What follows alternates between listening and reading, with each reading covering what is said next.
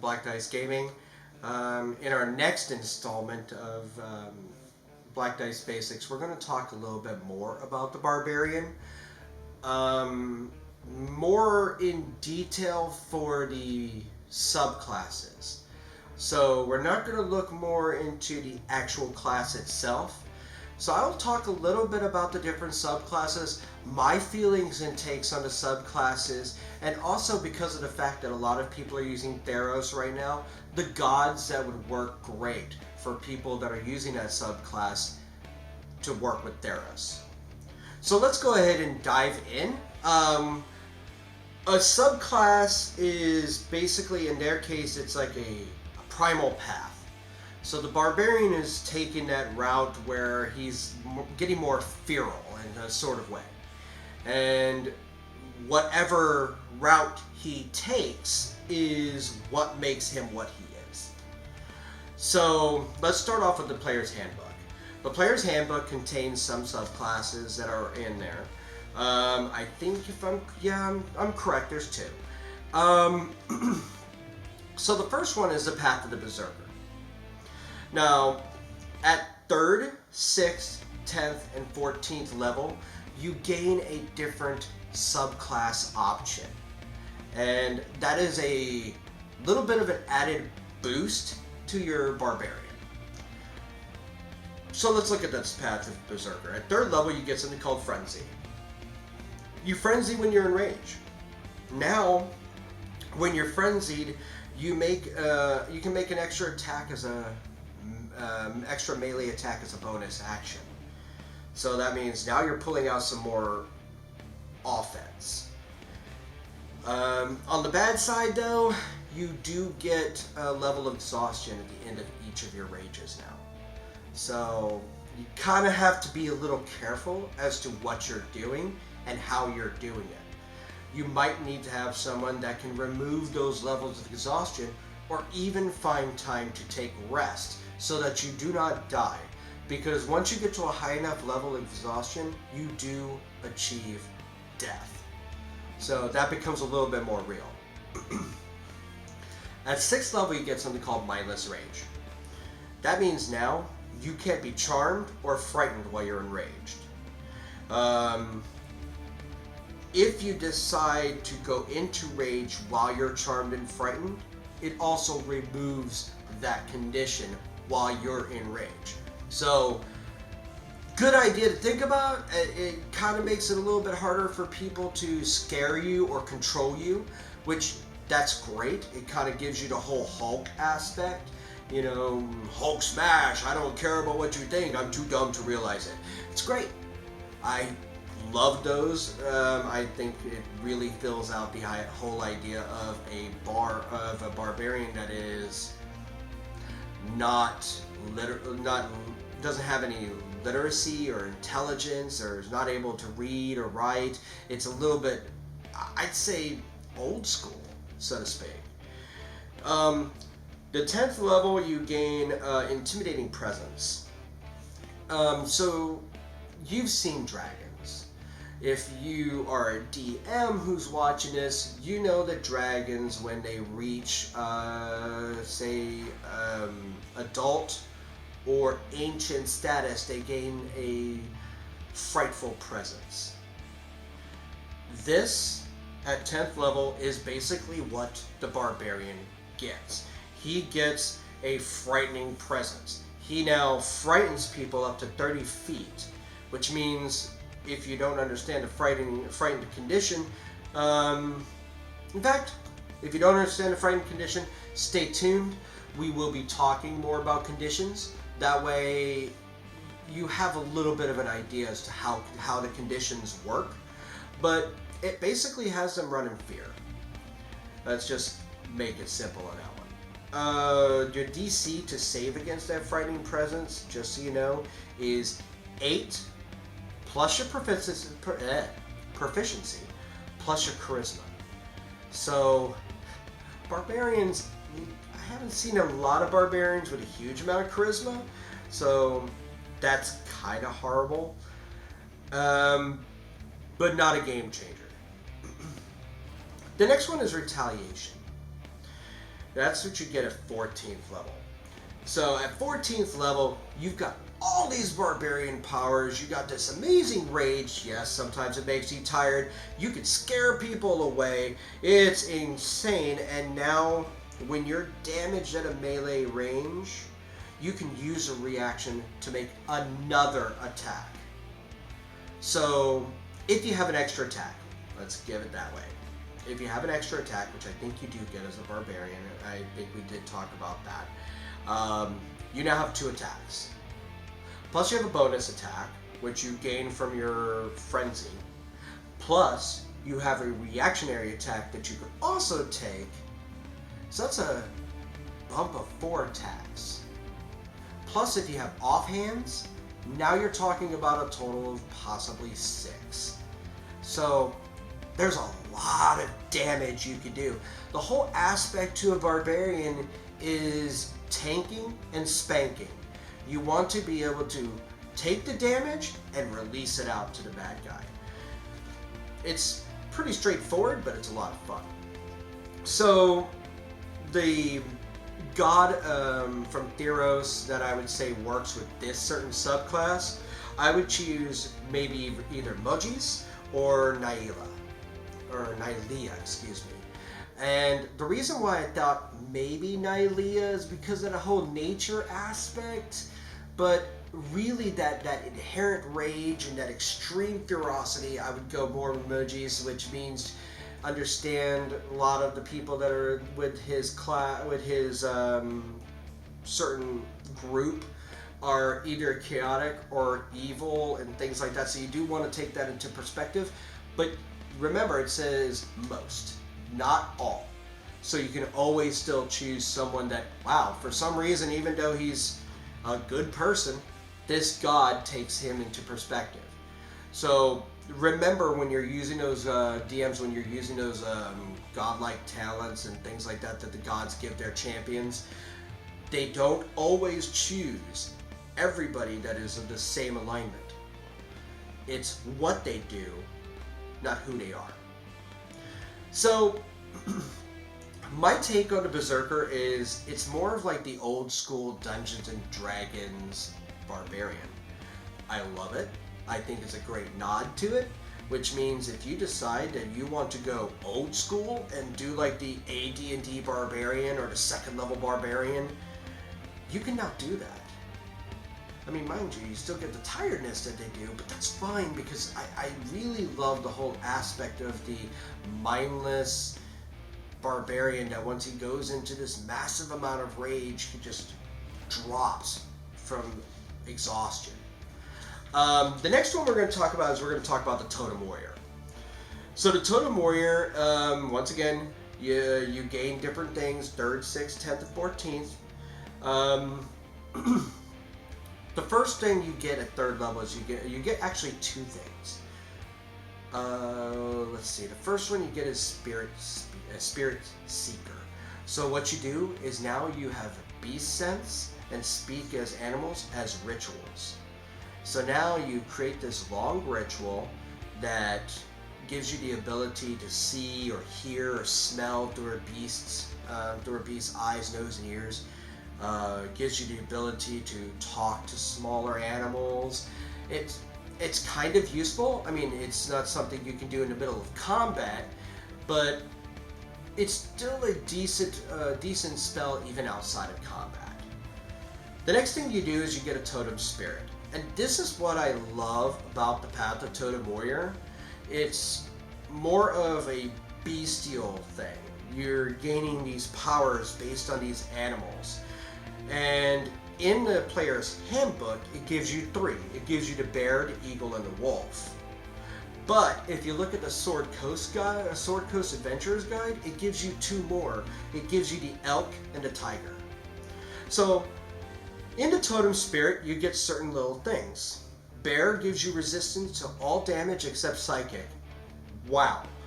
So now instead of just bludgeoning, piercing, and slashing damage in my rage, now I'm getting resistance to everything except psychic damage. That's a game changer in its own. The Eagle gives enemies disadvantage on attacks and gives you the dash as a bonus action. So you're fast. You're super fast. And once again, being that eagle is a flying animal, it makes sense. So the next thing is a wolf. You gain pack tactics. So if you decide to choose the wolf as your animal, now your characters that are within a certain range of you gain advantage on attacks. As long as you're, if I'm correct, within 5 feet. But that's not too bad. You go in, you rush the enemy, you spank them, and you go home. Awesome. Next thing is the elk. So the elk gives you, it gives you a bonus to your speed of 15 feet, but it's while you're in rage and when you're wearing no armor. So to all you barbarians who wear armor, elk may not be for you as your totem animal. Tiger gives you 10 feet longer of a jump when you do a jump forward, and 3 feet higher of a jump when you jump straight up. So the tigers give you the ability to basically jump higher, which is fine, because if you've seen a tiger in action, that pounce that they do is actually really, like, it's fantastic. So, I mean, I've been to a zoo and watched some things with tigers, and I'm like, that's actually frightening. So, the 6th level, now you gain an aspect of the beast. So let's go back to the beast that you had, and you gain this specific aspect of the beast. You do not have to be in rage most of the time to make any of this happen. I don't think you have to be in rage at all, actually, for these to work. So for the bear, you double your carrying capacity, and you have advantage versus strength rolls to push, pull, lift, or break.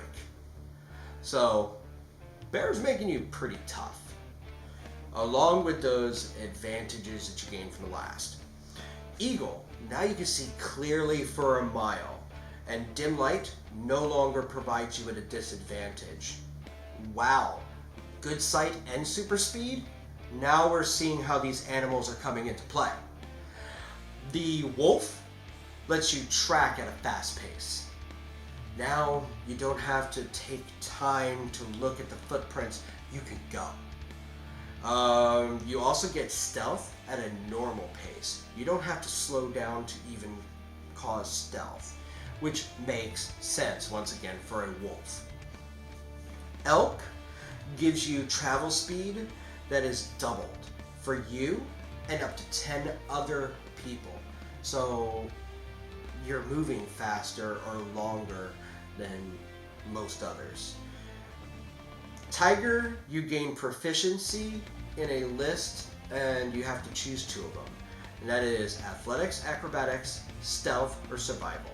And you pick 2 of them, and you gain proficiency. So, wow, now you have an extra bit of proficiency that the tiger gave you. So, at 10th, you get Spirit Walker. Now you can commune with nature as a ritual, which I think is fantastic. It does bring that whole aspect kind of full circle. And in speaking full circle, at 14th level, you gain something called Totemic Attunement. And in Totemic Attunement, what you're doing now is you're becoming more attuned to that beast. So along with all those other aspects that you got from that beast, now you gain a little bit more. For bear, it gives you it gives the enemy disadvantage versus an ally. So now, let's just say you have a person within 5 feet of you, and the enemy attacks that person. You're now giving disadvantage because of your, I guess, your frightful presence or your might or how scary you look. I mean, it makes sense, because if you're a little bit distracted, you're not going to hit your enemy correctly. So I think that's great. But the problem is if the enemy decides to attack you instead of the other person, the roll is normal. So make sure you keep that into perspective. The eagle gives you flying speed. That's right, super speed, super vision, and now you can fly. The problem is, you fall at the end of your turn. So my suggestion is land before you end your turn, or it's gonna suck. The wolf gives you that, DMs, going back to you guys, the wolf has an action where he pounces, which means he can knock you prone, and there's a certain DC that you have to do in order to knock a person prone. You gain that as a from the wolf with Totemic Attunement. So now you've got the pack tactics, the stealth, and the pounce action that a wolf has, which definitely really rounds that whole thing out, that you're more wolf-like than anything. Tiger gives you, while you're in rage, you can move. If you move in a 20-foot straight line, you can actually take another attack as a bonus action. So moving forward gives you the ability to put a little bit more damage and a little bit more hurt. Elk, while you're in rage, now you can move through larger, smaller creatures. And you're basically giving them the chance to be knocked prone and taking quite a bit of damage. It's sort of like when a elk kind of uses head to like bash into things. It's what you're looking for in this aspect. I love this one. I mean, it's rather versatile. You can actually, I remembered that you can actually change between animals, and depending on what you choose to go with, I mean, I don't think you'll really find any fault as much. I like the whole Native American aspect it has to it, you know, where, you know, in order to do beast shape or speak with animals or commune with nature, you're doing a ritual instead of just casting a spell. You're sitting there and giving chants to the nature, to your beast, trying to really bring that spirit out. I think it is fantastic. It leads to some really great stories and play. It also leads to some great adventure concepts and really good character arcs. So I think it's a well-rounded subclass.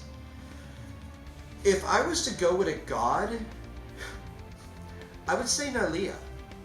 Nylea is the only one that makes sense in this case, because Nylea is all about the hunt and all about the nature and all about animals and not hunting for sport. Or yeah, I think Nylea fits perfectly for this, and that's great because those gods give some amazing things. So, Xanathar's Guide for Everything provides us with 3 more primal paths. The first one is the path of the ancestral guardian. It gives you spirit guardians that protect you, basically from your family's lineage. And what we'll do is, like, once again, basically talking about how it goes from 3rd to 10th. So the first thing you get is ancestral protectors. And while you're in rage, that's when your spectral guardians appear. And what they do is they don't really do damage per se in this part, but they definitely hinder the attacks of the enemy that you first hit during that turn. And what they do is they give disadvantage on targets other than you. So, you know, it kind of like draws it in. And if they hit that target has resistance as well. So it's really good in making sure that your party is protected and directs the combat straight to you, which makes it more one-on-one, a little bit more fair. I think it's kind of an interesting look on it. The 6th level gives you something called Spirit Shield.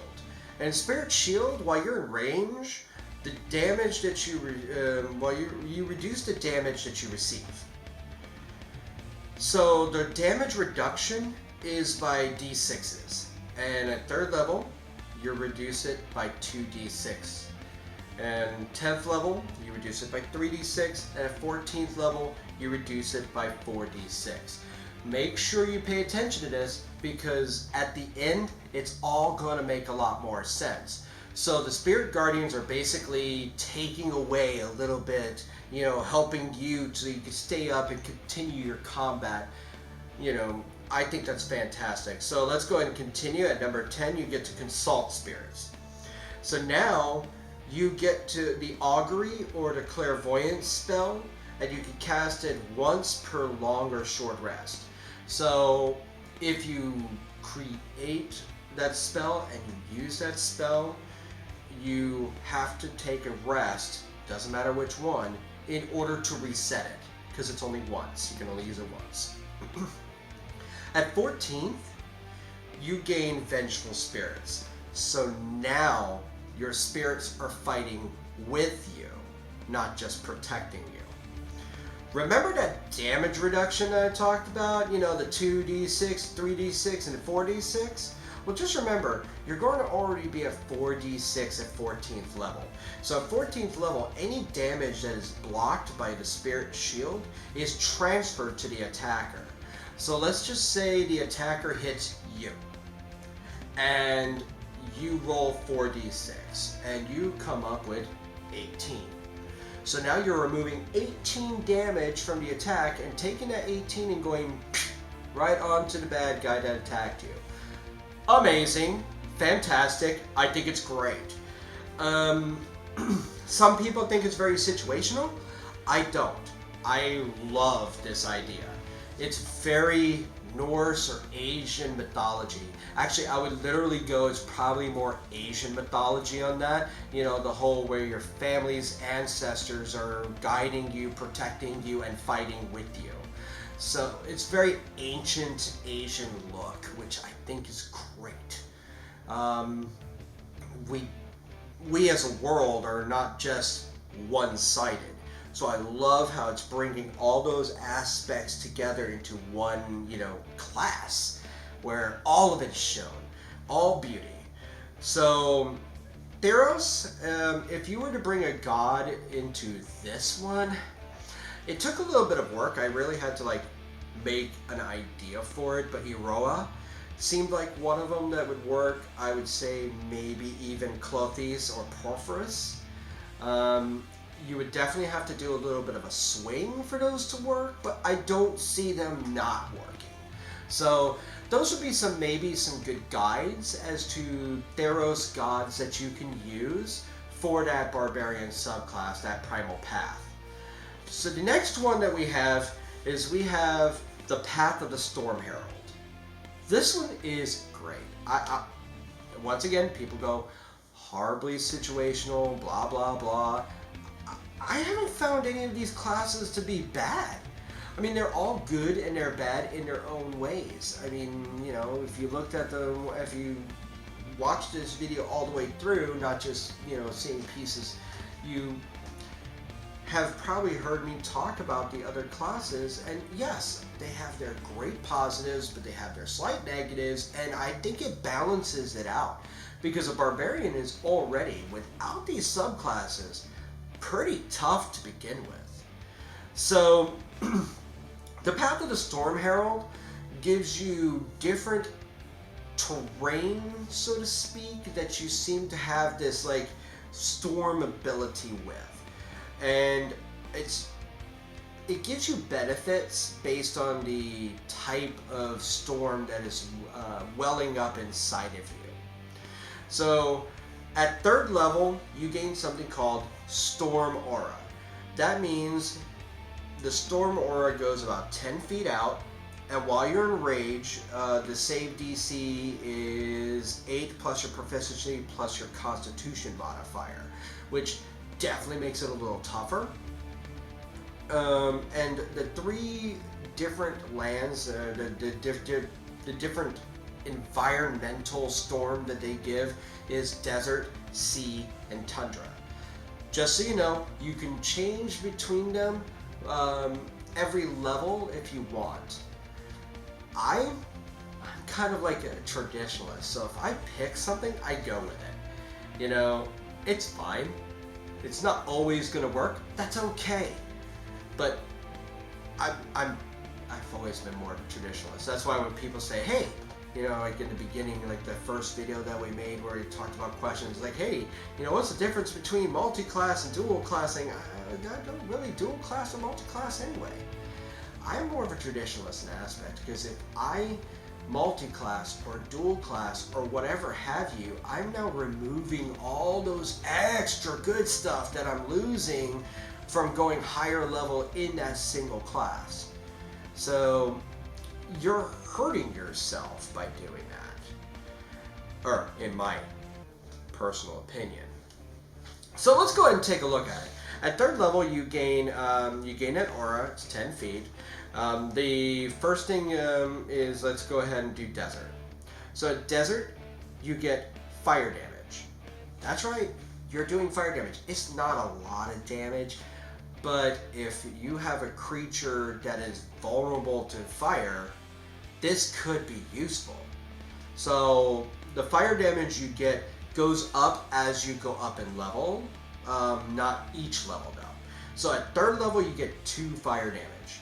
5th level, you get 3. 10th level, you get 4. 15th level, you get 5. And 20th level, you get 6. So it's not a super huge amount, but it's definitely a boost. If you're doing ungodly amounts of damage and you're fighting someone that's resistant, or excuse me, not resistant, but vulnerable to fire damage, and you're at your 20th level, and you're fighting the ancient white dragon, and it's becoming pretty tough, and you put in this massive amount of damage, and all he has left is about 10 hit points, and you have this fire damage does 6. If he's vulnerable to it, it's now 12. You just took him down. So that little bit of damage could be the thing that actually causes the difference between victory and defeat. So the next thing is C. So the second environmental storm that you could get would be C. You target any person that's in your aura. You can target. They have to make a dexterity save. Wow, my voice doesn't work today. You get lightning damage. Now you get full if you fail, and half if you succeed that dex save. And once again, it's not much, but it's definitely, like I said, the difference between victory and defeat. So at third level, you get 1d6. 10th level, you get 2d6. 15th level, you get 3d6. And 20th level, you get 4d6. That is lightning damage. You know, that's, wow, that's gonna hurt, unless you're a shambling mound and you're just giving him all that health back. So take into mind what you're doing. So Tundra will be the third and last environment that is affected by this storm that you make, and that gives you temporary hit points. So temporary hit points, just so that if you don't know player, DMs, you obviously know, because there's a lot of things that give temporary hit points and you definitely have to be aware of them. But temporary hit points are hit points that are given to you that are taken away first and do not come back with healing. So someone has to defeat Inspiring Leader and gives that 10-minute speech and gives you maybe about 5 or 6 hit points temporary. That's great. That's a little bit of a buffer that's going to stop you from taking actual physical damage. It's not a lot, but it is, like I said, the difference between victory and defeat. Sometimes that difference is a very fine margin, almost like the knife's edge. So you gain temporary hit points. Once again, they go up in level. So at third you get 2, at 5th you get 3, at 10th you get 4, 15th you get 5, and 20th you get 6. Just kind of like with the fire damage. So I think it's kind of neat how the fire gives you, how the desert gives you fire damage and the tundra gives you extra HP, you know, ice for healing. So I think that's kind of a nice aspect. 6th level, you get something called Storm Soul. Now, these benefits do not have to be done while you're in rage. They come to you all the time. It's more of like this storm is now inside of you. It's more solid. It's more a piece of your being. And at Desert, you get resistance. You get resistance to fire damage. You're now not affected by extreme weather conditions due to heat. And you can set things on fire that are flammable by touch. Problem is, it can't be worn or carried by anyone else. But think about how amazing that is. You're sitting there in the middle of a dungeon, your tinderbox is basically gone useless, and you're sitting there looking at a torch that now is lightless, lifeless, and useless. You have this desert ability, you can now light it back on fire and keep moving. It's kind of awesome. C, you get resistance to lightning damage, makes sense. You can also breathe underwater and you get a swim speed of 30 feet. Makes sense based on the type of terrain that you're using for that storm. Tundra, you get resistance to cold damage. That's right, obviously. No effects from the extreme weather based on cold, and you can turn a 5-foot cube of water into ice. It melts within a minute, and if there is an animal inside, it will not turn ice. So, I'd say it's a little bland, but not too bad. I mean, ice can be useful in many different ways. I mean, even though it's melted, it still stays cold for a little while. I mean, the whole idea is there's no real refrigeration methods in Dungeons & Dragons, so that's actually kind of neat. I mean, it really does look like it'll be an interesting thing to look at. The 10th level, you gain something called Shielding Storm. So now, your allies gain that damage resistance that you got from your last subclass benefit. So the Storm Soul. So, fire, lightning, cold damage. They're now resistant to it, just like you are. At 14th level, you gain something called Raging Storm. Like I said, usually by 14th level, this is where everything comes full circle and makes a lot of sense. So it's the same thing here with desert terrain. With desert, now after being hit, you can use a reaction, and that gives them a dex save. Then they get either fire damage. They get fire damage that is equal to half of your barbarian level. That is on top of the fire damage you're giving, so that could be quite interesting in its own. C, after you hit a creature, you can use your reaction so they have to make a strength save or be knocked prone, kind of like as if a wave hit them. Tundra, if you are using them, if you're in a storm, or when you're in your rage, you have your storm aura. It's activated through that, is your aura. One creature in aura that you choose has to take a strength save.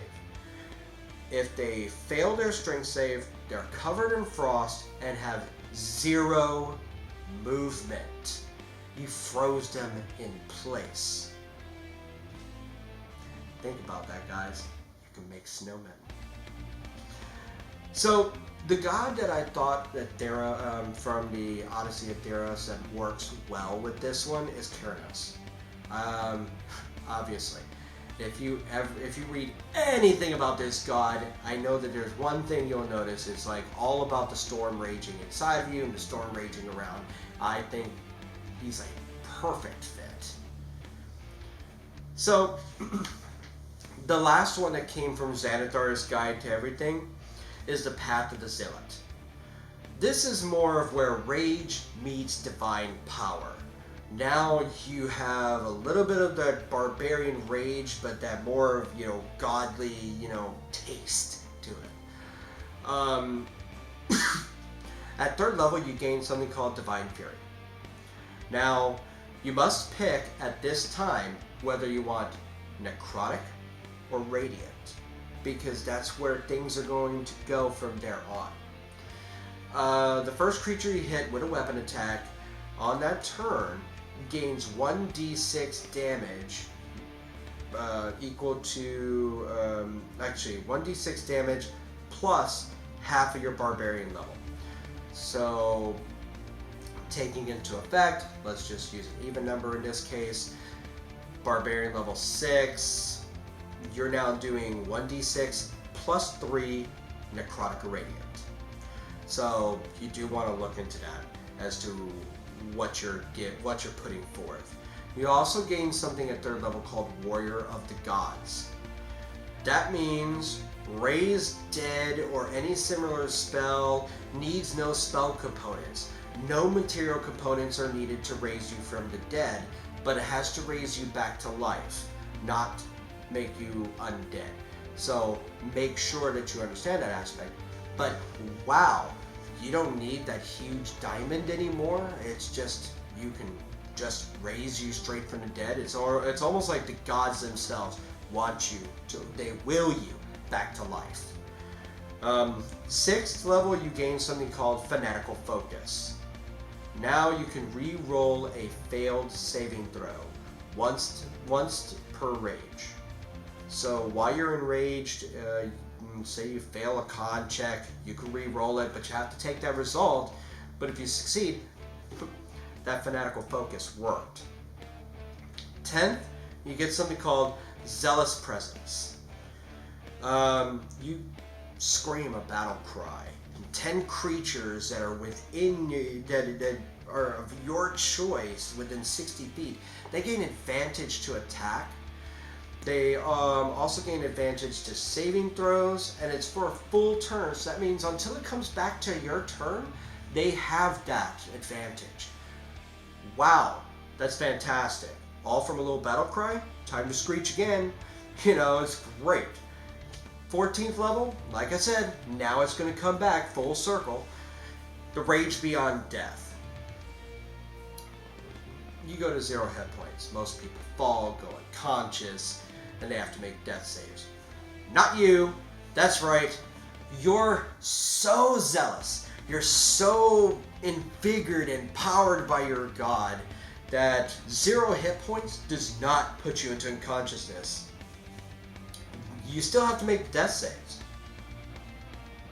But if you die from the death saves, like let's just say you failed 3 death saves, you do die when you end your rage.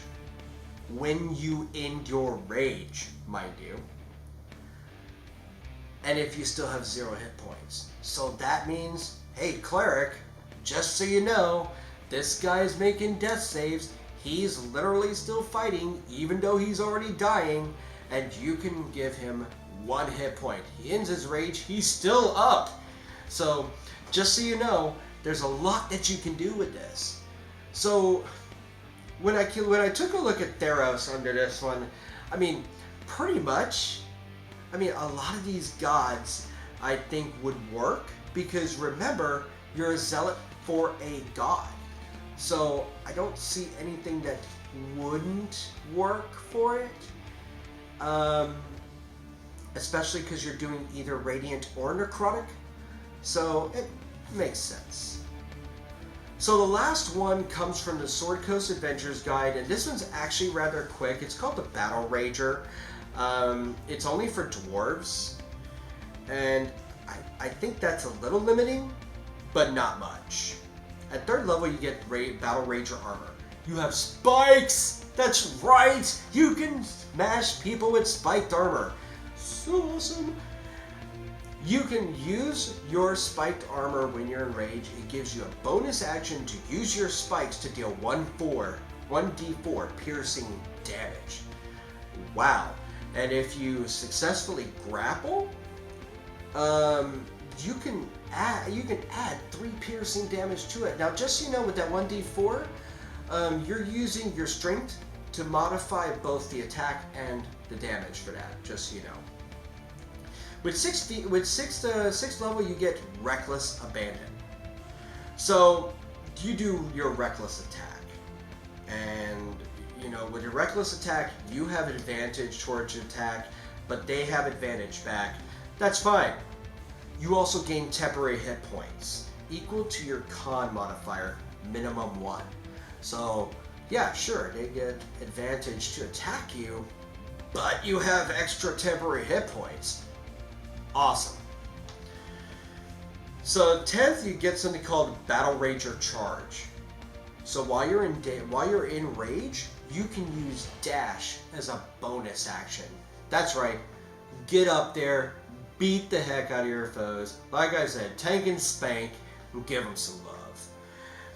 4th, once again, round circle, spiked retribution. We're going back to that spiked armor. If you're wearing that spiked armor and you're in rage, now your enemy takes 3 damage whenever they hit you. That's right.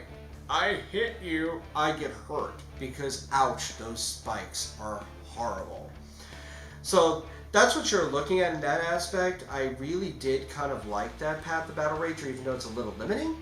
I don't see it as a bad limitation, because just so you know, DMs, just because it says only this, you can change things.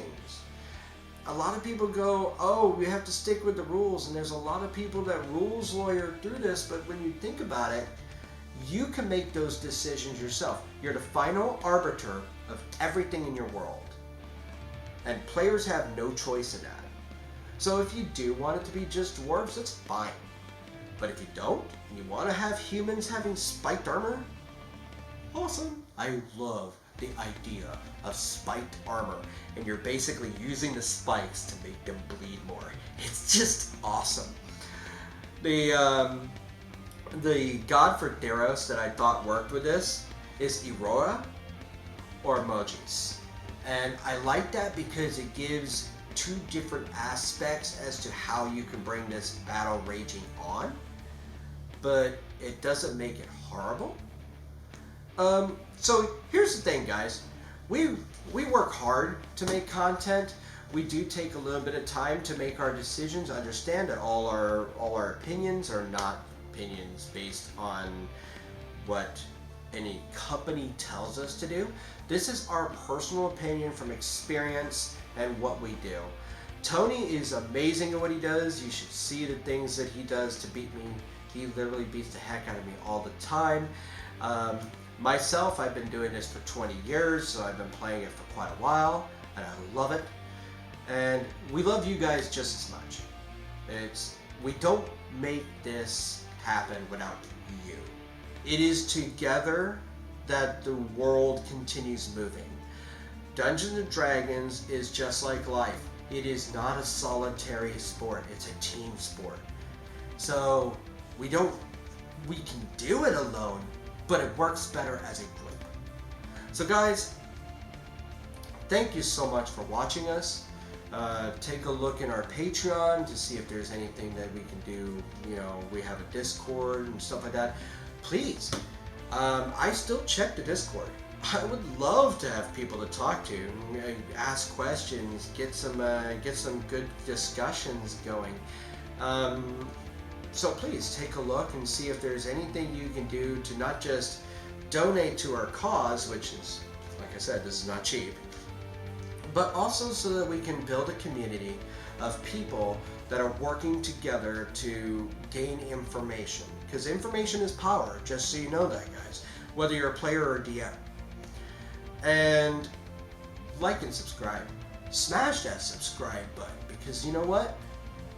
We'd love to have you guys in the party. Check out that notification. One thing that I did notice is that when you do subscribe, you get a notification bell. You can turn it on and receive anything from us, telling you what we place on, next. So that'd be great. And guys, thank you so much. And as always, happy trails.